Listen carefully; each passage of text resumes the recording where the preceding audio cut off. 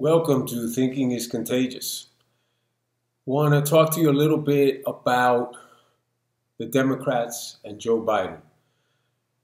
The people who say that they're so worried about middle America, about the poor, about making corporations pay more taxes.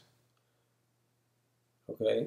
You've already seen Biden and Kamala Harris willingness to lie, blatantly lie when it comes to fracking. Until 2 weeks ago, they were going to end fracking.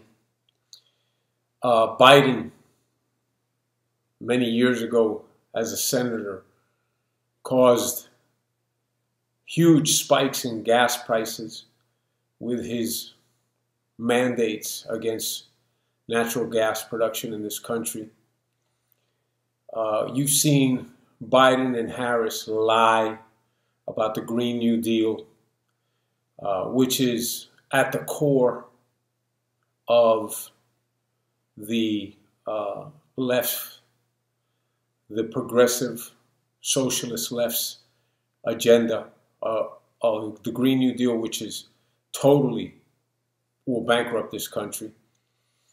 And you have seen Biden and Harris repeatedly lie about their position on the Supreme Court, what they're going to do there. So I do this as a background to see that these are people who have absolutely no problem with lying to you to get what they need. Remember, Kamala, the praying mantis, in the Democratic debates, accused Joe Biden of racism. And then when she was challenged, when she was asked about it, when she was named the VP, when she was asked about it, she smiled and laughed in that very, very unappealing way that she conducts and the facial mannerisms that she makes. She said, like, "What are you, a fool?" She answered the reporter. It was a debate. It was a debate. That was what I had to say. In other words, her word means nothing. Biden's word means nothing. Okay? Let's take that as the premise.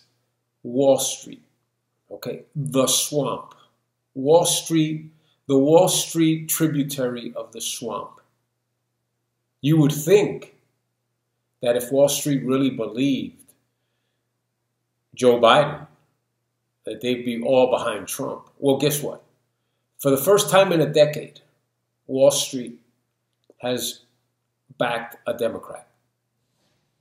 For the first time in a decade, the Wall Street has donated 5 times as much money. $51 million has come from Wall Street for Joe Biden versus $10 million for Donald Trump. Here's another one. Park Avenue residents, the rich in Park Avenue in New York, have contributed $1 million to the Biden campaign, and they've contributed $125,000 to the Trump campaign. People, if you think that Joe Biden, the Democrats, and the left are going to do anything but what they've done historically, which is use minorities, the poor, the underprivileged, to use them to fight their battles, keep their jobs in place, and continue to reinforce to the poor of this country that they need the Democrats to look out for them. And the Democrats laugh all the way to the bank. They don't look out for them. They don't give them anything. It's in their best interest to keep them needy. Because as long as they're needy, they keep voting. As long as they're needy, they keep supporting. And as long as they're needy, the Democrats keep making buku bucks. Look at all of them. Biden, where's he gotten money from? At a senator's salary? I don't think so. I don't think so. So people, I think it's proof is in the pudding. Analyze it and see what is going on. These guys are in the pocketbooks of the poor. They have them conned and convinced that they're out to help them. Wall Street knows better. They're backing them 100% and saying, Joe, take the money and run.